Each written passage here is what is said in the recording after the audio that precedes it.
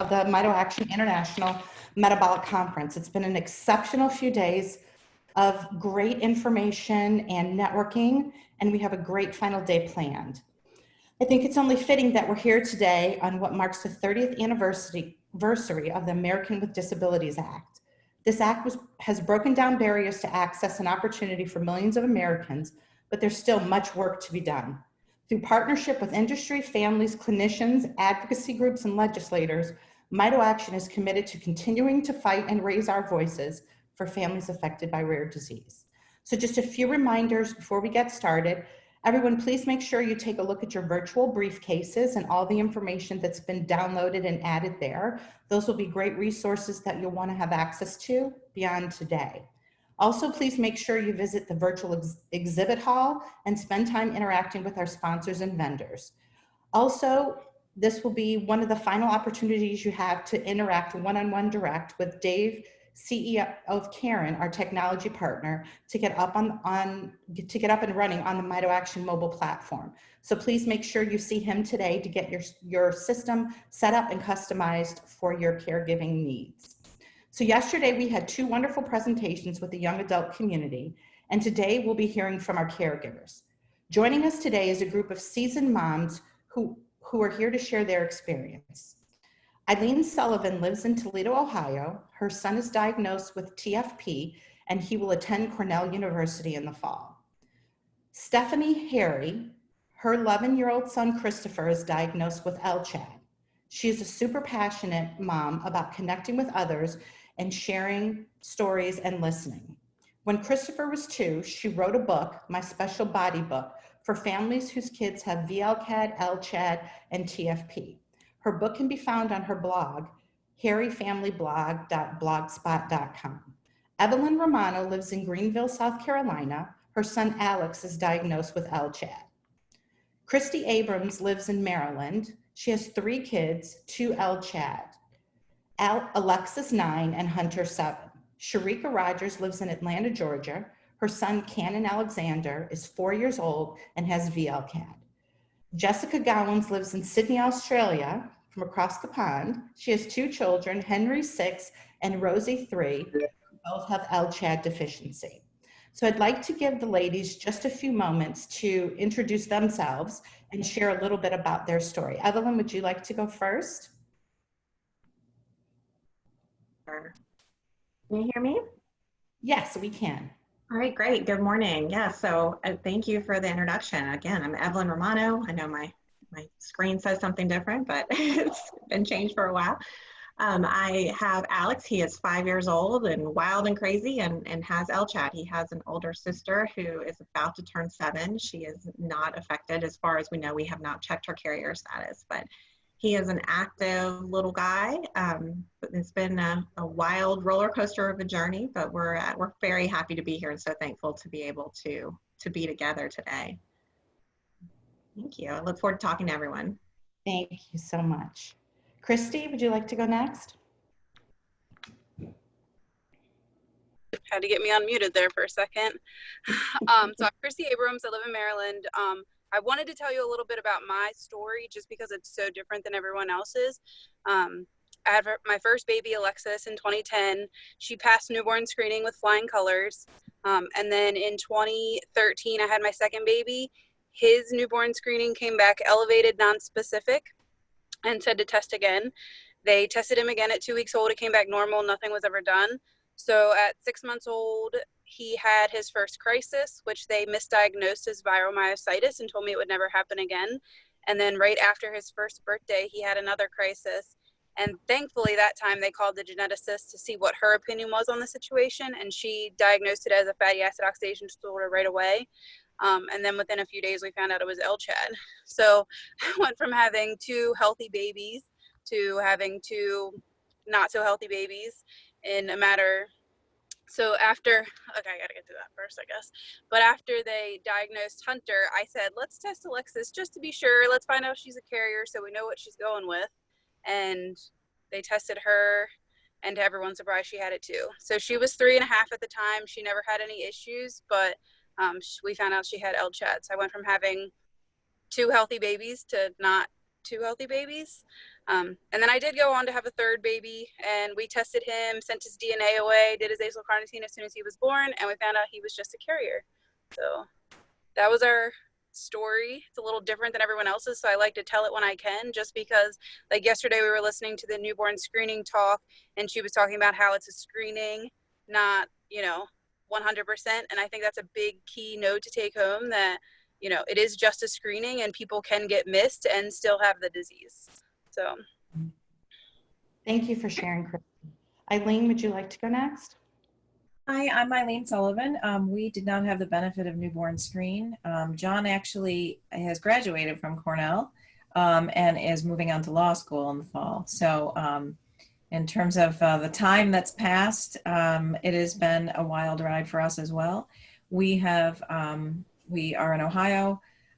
We went until John was about 14 with no diagnosis, just multiple hospitalizations and many incidents, and people just telling me, doctors saying he's got something weird, we're not sure what it is. It went from Kawasaki's disease to Guillain-Barré and just lots of different guesses.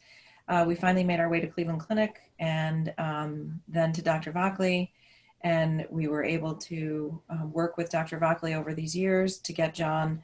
John was always what they would call less severe, and we were able to get with Dr. Vockley, and we have been part of the trial there. Given our journey, and it sounds a little bit, to Christy's point, that you follow along a screen and you're not exactly sure what someone has, but as a mom, trusting your instinct as a mom that something that your child needs is something that I really took away from all of this. And it's really helped me in the advocacy, and the reason I want to be part of this is because I think there are many people out there that with a screen and trying to search for diagnosis really need the help and support of this group. So I also just want to say a shout out to Kyra for all the work that was put together for this weekend, for some really, really hopeful news, research, and just education, and a group of people who are really looking to the hope that we can have in our lives with our children. Thank you, Evelyn. I appreciate that. Jessica, would you like to go next? Sorry, I just found my unmute button. Hi, everybody. I'm Jess. I'm from Sydney, Australia, and I have 2 children with LCHAD deficiency. So Henry's 6 and Rosie's 3. When Henry was born in 2014, he became quite unwell after a couple of days old, and the doctors thought he had sepsis, but then after his newborn screen came back, it was flagged for LCHAD deficiency. And then he went on to be diagnosed with LCHAD deficiency, and we had a really rough first year. He was sick a lot of the time. He ended up having a feeding tube inserted, so he has a G tube now, and it's helped a lot. He also had some other troubles with his development. He was diagnosed with autism as well, and another disease called eosinophilic esophagitis, which is an inflammatory disease, which probably has contributed a lot to him having difficulty with feeding. When he was about 2.5, I found out I was pregnant with my daughter Rosie, and her delivery wasn't so straightforward. So I had acute fatty liver of pregnancy, which I know some other mums with the long chain disorders have had as well. Rosie's a real firecracker. So her and Henry are actually quite different. He struggles from time to time, whereas Rosie seems to cruise through everything. So it's really interesting having 2 children with the same disorder and the same mutations who present very differently. And I thank you for the opportunity of being involved today and representing my Australian cohort all the way over here. Thank you. Thank you for being with us, because is it really early in the morning or really late at night there? It's 11 o'clock at night on a Sunday night here, so I'm 14 hours ahead. Yeah, so we appreciate you being up in the middle of the night to join us. Thank you so much. Thank you. Tarika, would you like to go next? Sure. Thank you for having us. Like Kyra said, we have a 4-year-old VLCATer, Kanan Alexander, and we thankfully were flagged on the newborn screen. So we got a call at 6 days old that he was flagged for VLCAT, and that we needed to come, obviously, to get the confirmatory testing. But our geneticist who called said it's pretty much just for paperwork purposes. There's no doubt he has it. At birth, his CK was 5,000. So And that went from a year of a lot of just up and downs. Obviously, this is our only child. We were first-time parents, and so nervous about diaper rashes and things like that. And then had this huge bombshell drop. So he's been up and down. You know, he's 4, he's had a good bit of hospitalizations, which we've got a ton of support from a lot of you actually, so thank you. And I think the biggest thing that we've learned during this 4 years is, one is advocacy. The doctors are not the expert for your kiddos. Many of them have never even heard of VLCAD or LCHAD, et cetera. And we've had to do a lot of pushing back, and we've grown a lot stronger in that. We typically were the parents that would just agree with what the doctors say, never question anything. And we really had to fight a lot, with many of you probably have as well, in the emergency department and at different children's hospitals, to get the doctors to listen to you and to take proper action. So that's one thing that we've definitely gained that I don't think I was expecting. The other thing is just that you're not in it alone. And I mean, obviously we're here at Kyra. This weekend has been phenomenal. And just to have the space to talk to other parents, to learn, to ask questions, it's invaluable. And I think a lot of times, because it is such a rare disease, you can feel like you're by yourself and your friends don't understand, your family doesn't take it seriously. But obviously there are plenty of us here that have been through it. And I think it is such a close community. And I mean, I call Stephanie all the time. She sends me research articles and, so it's just a really great community. So if you're new, please plug in. You don't have to go through these beginning stages or end stages by yourself. The support has been invaluable. So thank you, Kyra, just for the opportunity to be here and share. Absolutely. Thank you, Sharika. I appreciate you being here to share your story. Okay, Stephanie, you're up.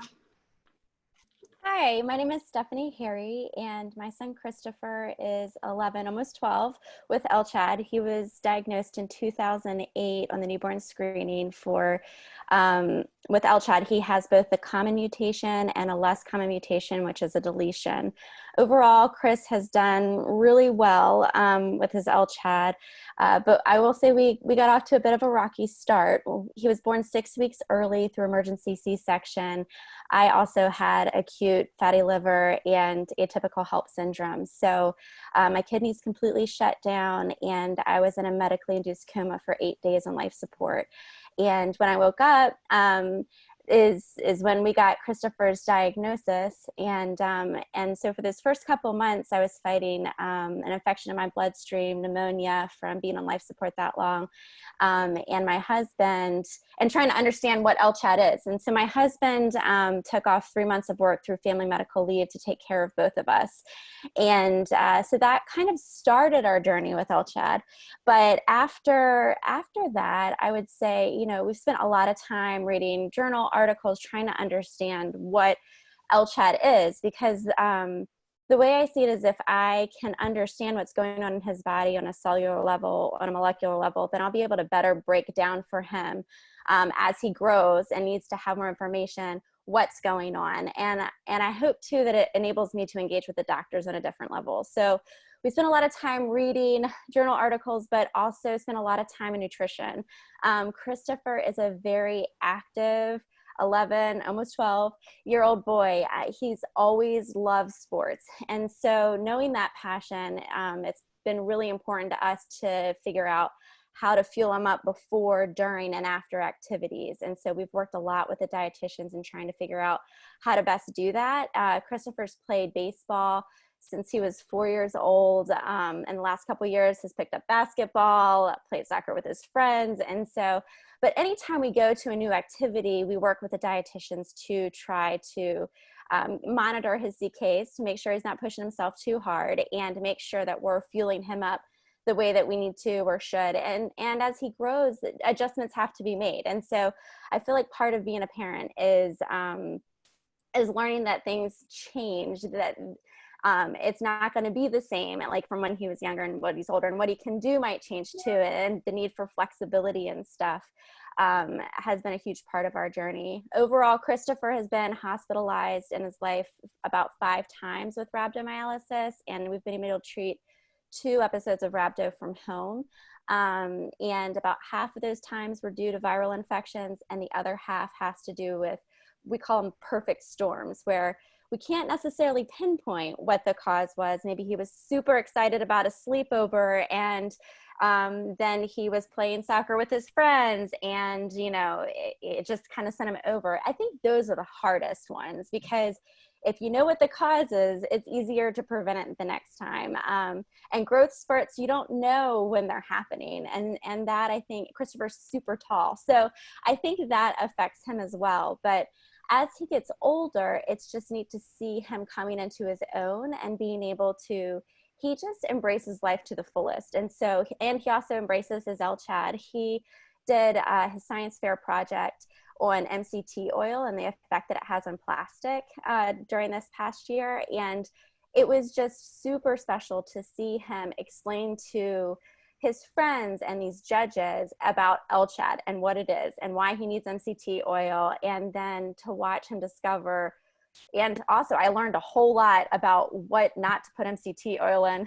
And I promised him I would put it on my blog, and I kid you not, Christopher won districts. So proud of him. Like, we go to the science fair, and literally, we go to state science fair, and literally the next day, everything shuts down in Atlanta because of COVID. So it was crazy, but so I'll try to get that on the blog if you look over. But I asked Christopher, I said, what would be something you want me to share when I share the story? What any words of advice to other LCHATers out there? And he said, well, it's good to know your limits. And he said, and you know what? He said, it's really important to be creative. He said, there are times that there's things that I can't do, or, maybe he wanted to go to a baseball game, but he just wasn't feeling up for it that day.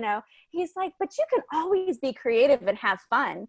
Just because you have LCHAD doesn't mean you can't have fun. And that is Christopher. He has fun. He is just a fun kid.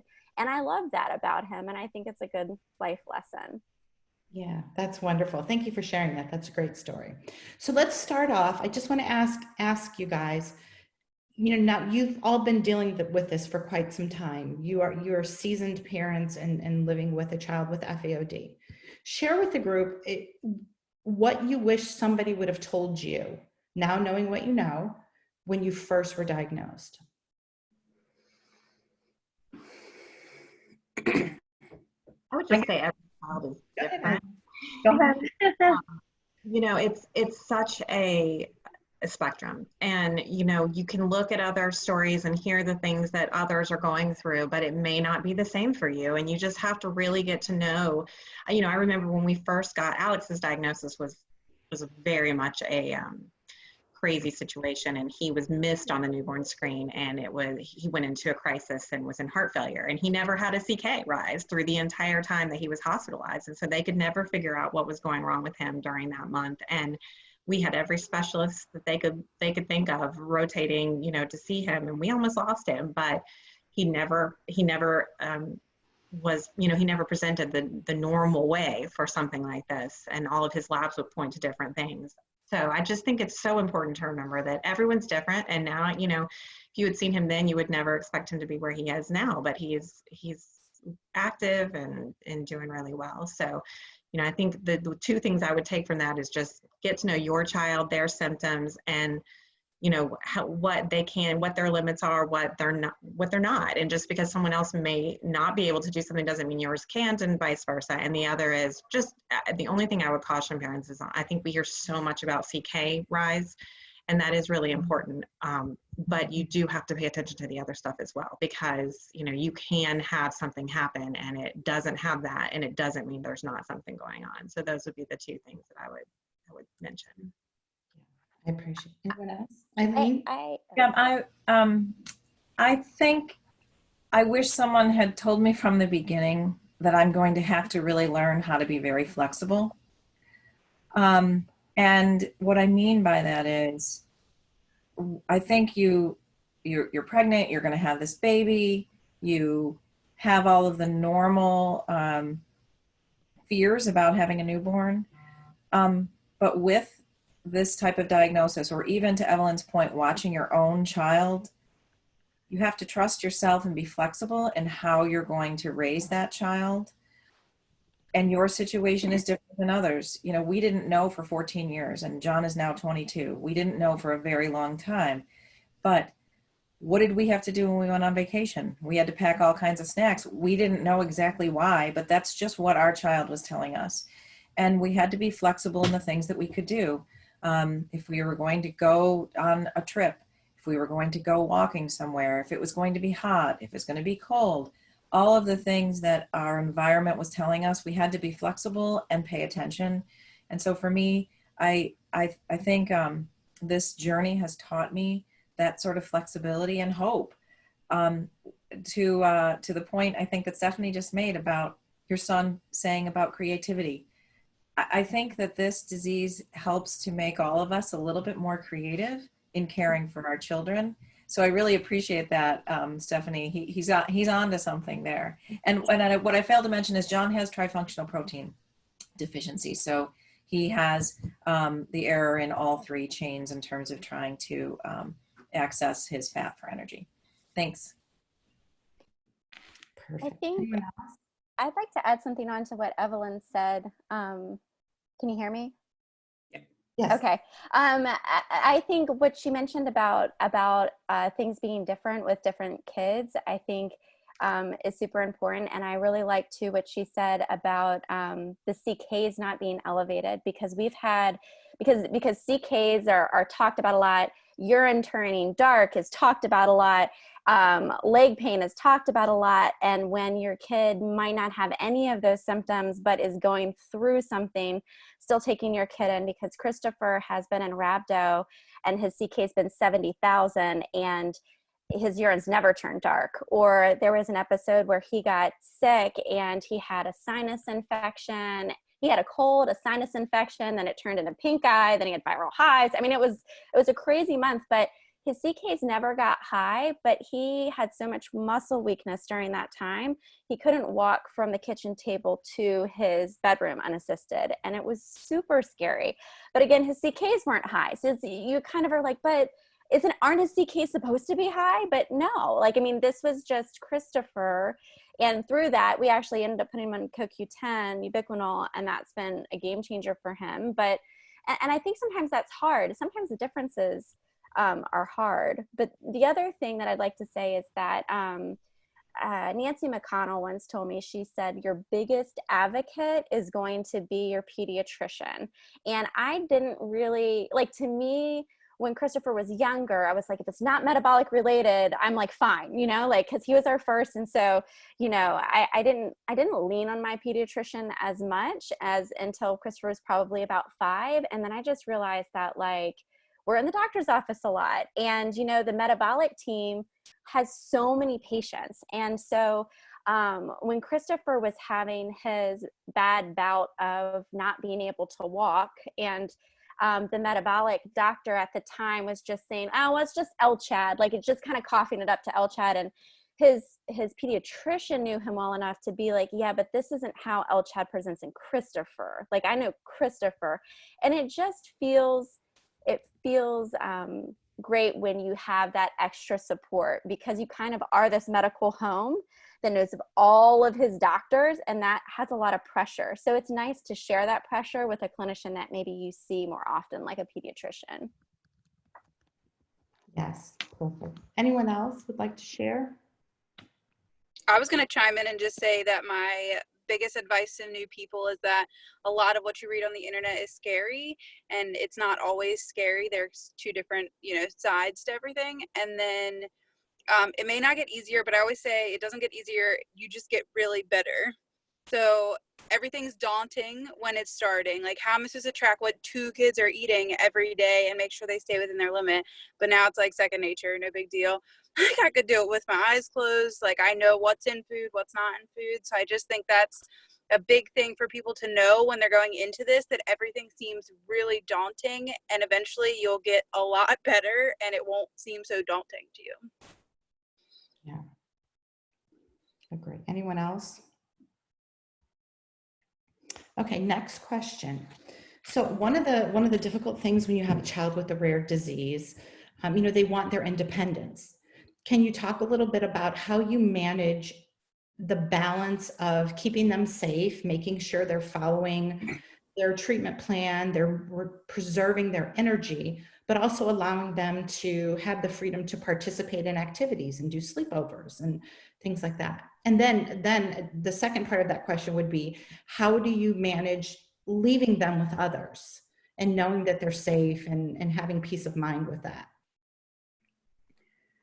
So I'm going to speak up on this one just because John's 22 and I was really bad at that in the beginning. And I was bad at it because we didn't have a diagnosis. So we had no idea what was happening with him. We only had some very strange symptoms and hospitalizations and unable to walk and fogginess. We didn't have any of that. But I will say over time, to Christy's point about what's in food and how often do you have to eat, it just becomes second nature. And so you have that specificity in your daily life with your child, whether it's going to school, whether it's leaving them with a babysitter, and that's just how it is. You just have to, I mean, I've had to, kind of instruct people. I hate to use that word, but it really is. Kind of instruct people that this is what he needs, and the monitoring of when he was very little, again, even though we didn't know the diagnosis, what has he eaten? Please write it down. Has he had a bowel movement? When was the last time? I mean, all of those details. And I will say, on one of the panels yesterday, when the young adults were speaking, and I think it was Evelyn in one of our meetings that talked about her love of life with her son and how they were, as a couple, as parents, very encouraging to whatever their child wanted to do. And I had to come to that because I have a son who has a pretty serious condition in the TFP realm. He sometimes doesn't present with CKs. I just noticed that he's dragging his foot, or I just noticed that he's not able to sort of form his words. As a mom, it's very scary to be around that and then have him go out the door like he's going to do today to move out of my house at 22 years old. I mean, it's a very normal thing for someone to do. But as a parent, I have to remember he's going to take care of his disease the way that's best for him. It's his body. And as he learned, became an adult, you with small children, it's different. But what you are teaching them, what you are showing them, what you are modeling them, eventually they'll leave the nest and they leave with those tools. It may not be my way, but he went through 4 years of college with not a single incident.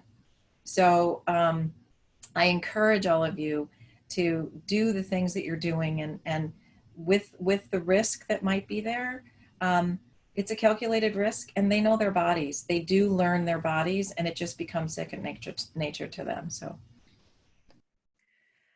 I will add to that, for the younger children, like I said, Kanan is 4, and at about 2 is when they really start to try to assert some autonomy and independence, especially over food.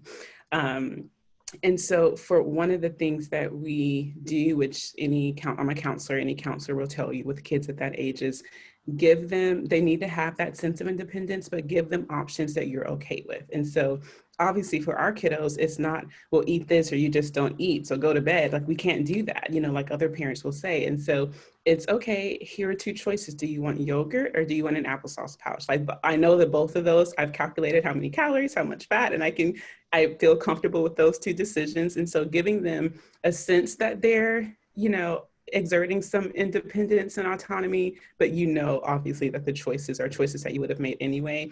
And you can really do a lot with that. It's like, do you want to go, do you want to take your MCT now before we do or do you want to take it after we come back home? Or, do you want to go outside and you'll eat a half a sweet potato now, or we can stay in and do a puzzle and then you don't have to eat it. So giving them options of things that you're okay with, that was huge for us and still is, because Kanan is very opinionated and strong-willed, and he does not mind saying, so that's been super helpful. And then as far as leaving them with other people, obviously we're not at like friend sleepovers yet, but just family, grandparents. We have grandparents out of state, which I couldn't even imagine that at first. But the thing that I'll say is that don't be afraid to be that mom. You know, it may seem like you're being over the top to family or friends who may be, you know, watching over your children. And by that, I mean, I have an entire folder. Our families that have watched them have had to read articles that really tell them what it is and how to manage it. We have an FAQ. We have a if this, then do this sheet. You know, I have a sheet. And when I first went back to work when he was 2.5 and we left a nanny home with him. And so there was a sheet of food log of every single day. She had to write everything he ate, what time it was, how much he had, how much he prepared, and how much he actually ate. You know, she had to write all those things down. And we sent those sheets with family too, and they did it. And at first it felt weird. It felt like, well, he's going to stay with grandma. I don't want her to think that I don't trust her to take care of him. But I had to let those thoughts go and say, this is what's best for my kiddo. And this is what's going to give me a little bit of peace for him to be 3 hours away, you know? And so just not being afraid to be like that mom that others may seem as maybe just doing the most or being extra over the top, because at the end of the day, they're our kiddos and we have to ensure their safety, and nobody can do it like we can. I'm sorry. It's true. Anyone else? Yeah, so I think I have something else to add in that for me, in my journey of helping my son, because, you know, he's my oldest child. He's only 6.5, but he's in first grade now, which going to school was a really big step. But for me, in parenting my children, it's something that I've kind of learned as I've gone along. And like we've said, all of our children are different, and there are bases of comparison as well, but we just kind of navigate it the best that we can. And for Henry, what I did to start off with to help me to feel comfortable was I would leave him for a short amount of time with a family member. And he's always had a feeding tube, whether it's been a nasal tube or a stomach tube. So there's been that medical element that I've had to be comfortable with other people managing as well. And when I was comfortable with family and he got older, then maybe I would try going to a play group. I don't know what your version of a play group is, but we'd meet with other parents and children, and then we'd go into a supported play group where he would spend time away from me, but I'd still be in the same building. And then from there, he went into a daycare, and then he went into a preschool, and then he went to school. So he kind of had that graded transition away from me. And I felt that that was really helpful for him, but it was also really helpful for me. So we kind of both gained our footing and we both navigated that pathway the best that we could. And, you know, he's only 6.5, so it hasn't been a very long journey. But for me, I feel like that transition has helped me as a parent to support him in gaining his own independence in a way that I feel really comfortable with as well. Plus all the paperwork and stuff that I've organized, you know, all the lists and forms and all of that too. Yeah. Yeah. So we've had a couple. I'm sorry, go ahead. On that. Well, I had two different opinions of it. First, I have some really great friends that usually they approached me about sleeping over before, like it didn't come from the kids, it came from my friends. And then, so we just, for my kids, we just go over what they're going to eat, and I either send them food or if it's something they'll be able to eat. And then I just basically stick with, if there's anything that they do that is not normal, that makes you like second guess anything, let me know right away. And I just kind of leave it at that. I mean, my kids don't have G-tube, so it's basically eating. I'll give them their medicine before they go because they're not there for a really long time. So I try not to make a big deal about it. It was definitely hard the first couple times, but the more it happens, you know, and it's always the same friends that know what they can and eat. So it's gotten to the point where some of my friends will have like their hot dogs that have no fat in them, like frozen in their freezer. So they always have something at their house that they can grab that my kids can eat. But I was going to say, we had some issues with Alexis at school this past year because she was getting mad that the teachers were asking me if they could eat something. So it'd be like field day popsicle. And they would say, oh, I have to ask your mom if you can eat this. And she just wanted to be able, she's 9, she's in 2nd grade or 3rd grade, God. She just wanted them to say, can you eat this? And she say whether or not she can or not.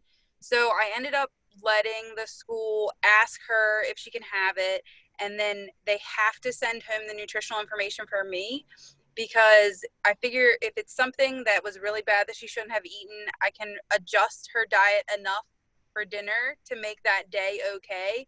But it gave her that power of, she could say yes or no. And she's really good with what she can and can't eat. So she's good at looking at total fat. So I'm not too concerned about it, but I did have to relinquish that power to her for her to be able to say, yes, I can have that. No, I can't have it. And then as like a double check, they send home the nutritional information to me. So if it is something that was higher in fat that she shouldn't have had, we can talk about it, and then we can adjust what she would eat for dinner and after school to like make that day okay.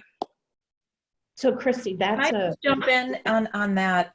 John will also tell me how he feels. So, I mean, he's older, and he'll say, no, I can't eat that. Or if we're going to have dinner and I'm going to tell him what's for dinner, and I usually do low fat meats, he'll say, well, I really need to have pasta because I'm feeling X way, and the pasta is going to be better for me. So I think that comes, and so Christy, the fact that she's wanting that independence, I think as you continue on as an adult, I think that really helps to be able to trust their choices in that way. Yeah, and that's a great segue to the Mito Action mobile app. So through the app, you can track your nutritional intake. And Christy, in your situation, right, you could add her teacher to the platform, and she could put it right into her plan so that you would see immediately exactly what kind of fat intake she's had. And maybe it may not feel as intrusive to your daughter, Yeah. but it's a good way to track the information and have everybody that has a hand in your child's care all on the same page, all seeing the exact same information at the same time. So that's a great real life example of the benefit of the Mito Action mobile app. Yeah, I did have issues with teachers at school actually reading, like they would know that they needed to ask me if she could eat something, but instead of just looking at nutritional information and saying yes or no. So I had to transition for a while, and it was a big deal last year to say, if you could just look at total fat, if total fat is 0, she can have it. Because they like to buy lunch every once in a while. And there's few and far between days that they can actually buy lunch because there's a lot of fat in school lunches. But there is like 1 or 2 days with a few tweaks that they can buy lunch. So I let them buy lunch, and they have a lot of their ice creams like 0 grams of fat. But I had to go in there and approve everything that they were eating. But my issue with that was that like the teachers won't look at it and say, oh, there's no fat in it, yeah, you can have it, which would be easy to do. Like I know once it has fat in it, it's complicated, but if they could just look at it and say, oh, total fat 0, you can have it, it would be a lot less of a headache for everyone. So it did take a while for them to transition to be like, okay, you can have this versus we have to ask mom. So it's been a learning curve. So we'll see, but That just, I mean, it shows the importance of everybody that's in her life all has to be on the same page, right? Everyone has to be willing to do their part to make sure that she's safe. So, all right, so we've had a couple questions come in, and I want to make sure we get a chance to address those. One parent is asking, I don't want to divulge people's names. So they're saying that the child's connected to a pump for muscle weakness. Lately, he's been saying things like, I wish I didn't have a tube so I could be like the other kids. My husband and I tell him how special he is and how his tube helps him so much. Have you experienced your kiddos saying things like this? Yeah, definitely. So both of my children have gastrostomy tubes, so they have tubes in their tummy. And I think for a long time they thought that because they both had a tube, that kids just have tubes. But now that my son's at school and my daughter's at preschool, they're noticing differences between them and other children, and we have these conversations as well. And I guess that sort of theme is across the board for them. I wish I didn't have LCHAD deficiency, or I wish I could eat, this type of food. So we just have honest conversations about, why the tube is there and what it does for them and their health and their well-being. There are some really great books out there about children who have feeding tubes. If you Google them, you might find them on the internet. A lot of them, you can order online and have them sent. And there are some really great books out there. And one of them is the book Everybody Has Something. And a few people might know about that book, but it's about how everybody is different and unique. And some people have a feeding tube, or some people might have a hearing aid, or some people might think about things differently to other people, and that's what makes us unique. So I think having those open conversations about the differences that we each have, and being transparent with our children about why those things are there is really the best that we can do. And talking about how special and beautiful and wonderful they are, and always giving that warmth and love, I think is really important as well. That's my perspective as a parent. I think that book is great. We use it with Alex as well, because it does talk about things that, you know, you may not have a lot of other friends that have feeding tubes, but they have glasses, or they have, you know, like Jessica mentioned, they have hearing aids. So, I mean, it just gives them things, like everybody has something that they're dealing with. And I think that helps a lot. Yeah, okay. The next question is, this is directed to Stephanie. Stephanie, what did you do to help Christopher be able to walk? My 26 Chad has a hard time walking very far. So, so when Christopher had that bout of illness, one of the things, so the way I deal with my anxiety is I do research. So at the time I did a lot of research and started looking into CoQ10. And so we started him on CoQ10 ubiquinol. And I say that specifically because not all CoQ10 is created equally. So what you get from the store is not going to be the same thing as what you can get from Epic for Health, which is a company that specifically works with kiddos with mitochondrial conditions. And so I can give you that information if you're interested. I understand there hasn't really been extended studies on it in the FOD community, but for Christopher, I felt like it was a game changer. It didn't take effect, like it didn't help him instantly, like the next day he was better. And that's not how CoQ10 works. It has to build up in your body. So it was about a month before we saw a difference for him. But I've also known of other kids who have had issues as they were going through puberty, and with walking and with longevity and stuff like that. And I don't know if your child is currently taking a medical formula. I've known a couple families who were able to get on Lipostart, and just kind of having that baseline nutrition has seemed to help them. So I think there's a couple things to explore. When Christopher goes out and he does activities, we're really careful about 40 minutes beforehand, somewhere between 40 minutes and 20 minutes beforehand, he has a snack. And like if he's going to go and play baseball, he has these special granola bars that I make him that have MCT in it. He will have his Lipostart, which is his medical formula, mixed with cornstarch, raw cornstarch, to try to just give him an extra boost of carbs. And it also has the MCT oil in it. And then about 40 minutes through the game, he's always drinking his Gatorade when he's doing activities. And hydration is huge, like for him, as he has tried to do different activities and stuff. When he's not hydrated well with a calorie source, he sees a huge difference. And then when he is done, making sure, and they talked about this a little yesterday with the VLCAD video, is after exercise, making sure that he has something that's high in protein to help rebuild his muscles, and a carb too, because they're still burning energy even after they're done playing. And so I think like having that mindset and getting in that regimen, and then for him, when he went from not being able to really walk to going back into activity again, he took it slowly. Like, I mean, and there were days that his legs were, he calls them tired, not hurting. So for him, it's different, like when he's in rhabdo versus sometimes he just has muscle tiredness.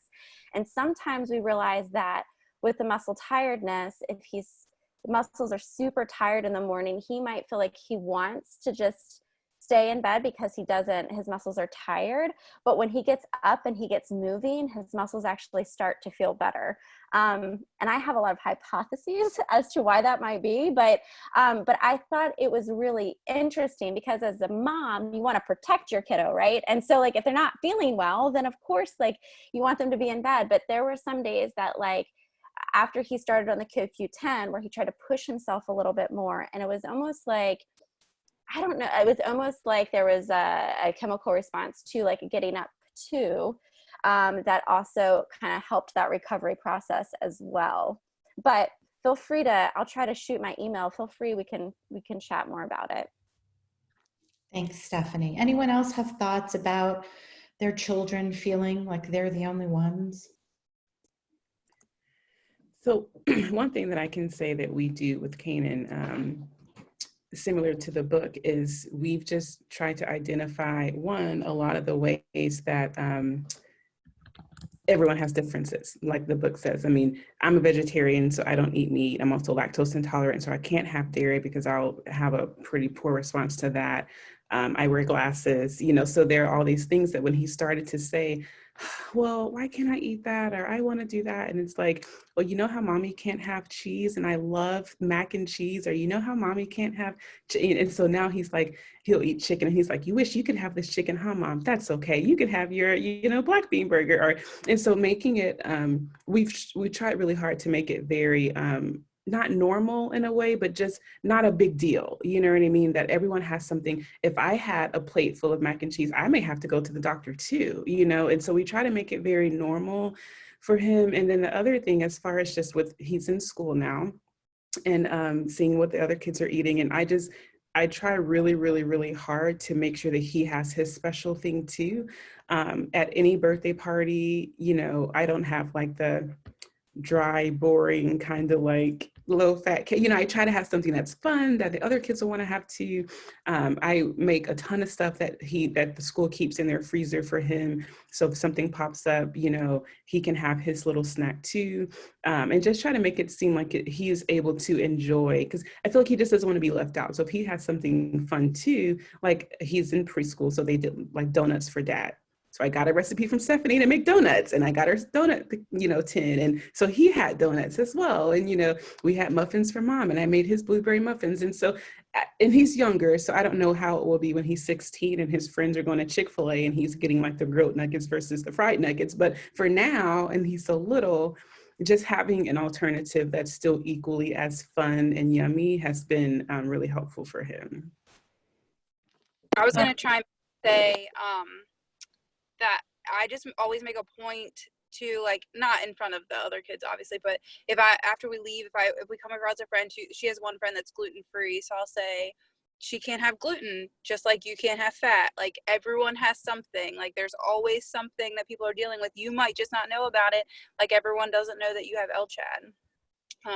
So we have those conversations, and then she's actually really benefited, small plug, Kira for Mito, with like the online chats and like talking to even just being on a call, even if she's not actively involved in the call, just sitting here and seeing the other kids with LCHAD and seeing, I think, me interact with other people about LCHAD makes it feel like she's not the only one in the world with it. I mean, obviously she has her brother, but I think it helps. Like, we've sat on these calls and, like, she's starting to know, like, she'll be able to pick up, like, we talked to Alex Salser from Texas a lot, like, oh, she has LCHAD, and like Tasia, they know they have something. And I think sometimes that helps when it's not all LCHAD, because then they say, oh, well, it's like LCHAD, but it's different. Like, everyone has something, and they're starting to see more faces of people with rare diseases. So I think that helps them realize that they're not alone. So.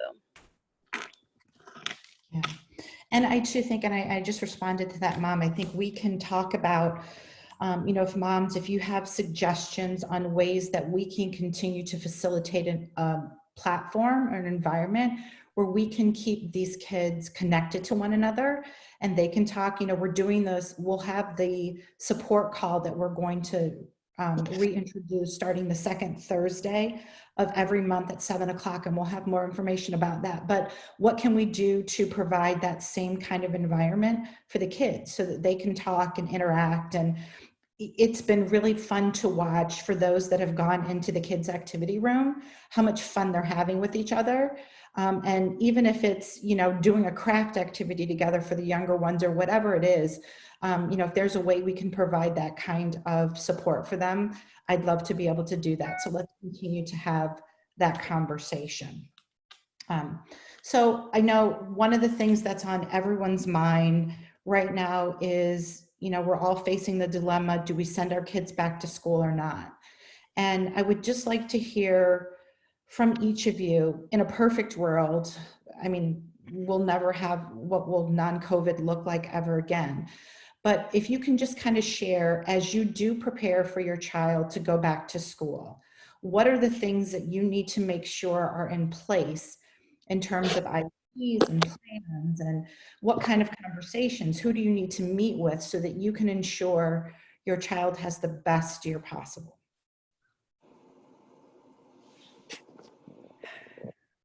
I know that's a big one.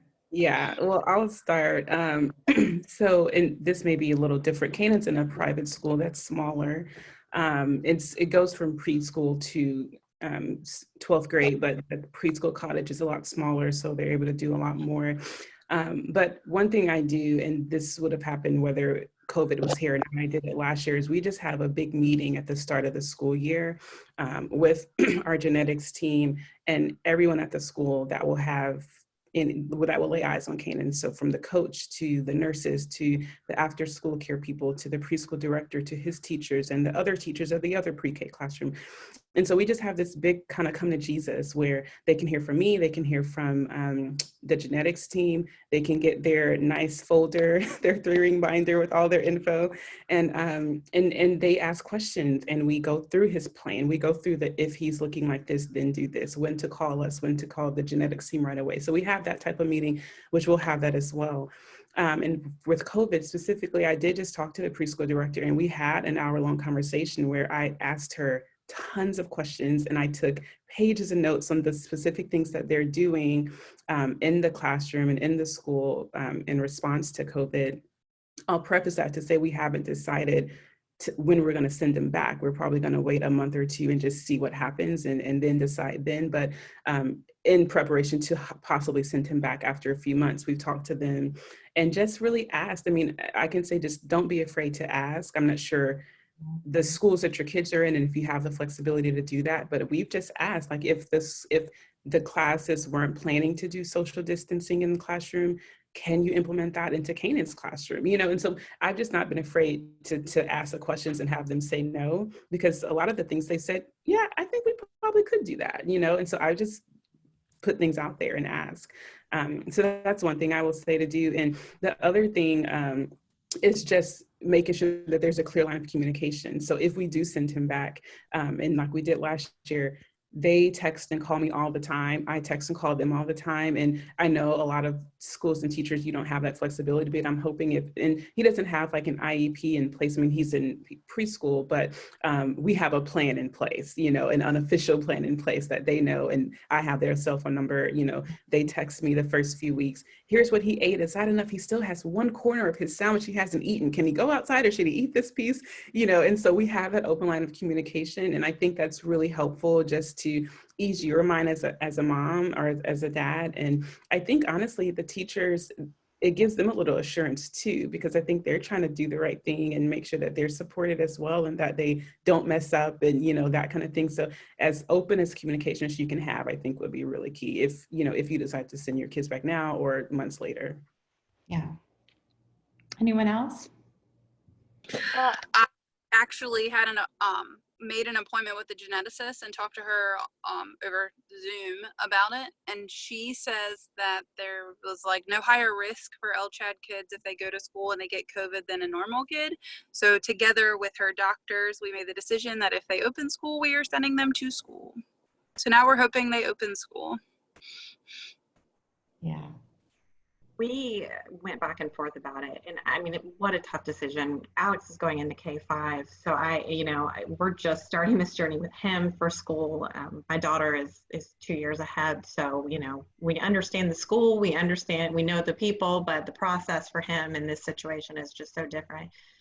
I've just had a lot of conversations both with the school, with his geneticist, with ER friends we know in town, with teachers. I really have just kind of weighed the pros and cons. And one thing I think we just have to say is you're making the best decision if you care enough to even ask the question. You're trying to do the right thing for your child. And, coming from that place, there is no right decision in this scenario. We're a hot spot right now, but our school system is doing a hybrid, and they're not going to send them back if the infection rates are where they are right now. And even when they do go back, it'll probably be for a day, maybe 2 days a week, and they'll be split into groups that are smaller. And so we are making the decision to give it a shot because Alex does not do virtual. He will not sit, and he's not going to have any thing from that environment whatsoever. And so, but we are also requesting intermittent medical homebound so that he can, if we are not comfortable with where the infection rate, even if the school says we're sending them back, we can kind of still make that call. And so it gives us a little bit of flexibility, because otherwise we would have had to choose the virtual for the year. But it's tough. And I don't envy any parent having to make that decision. I don't envy the administrators having to do that. It's just a very difficult situation for everyone. So yeah, make the best choice. Yeah. So I want to share something. So in the group here, we have Mary Summers, who is an amazing volunteer for Mito Action and helping with our Marcel's Way Family Fund. And she also is a great outlet for resources in your local community. And one of the things Mary just shared is that offering solutions is a huge help for administrators and teachers.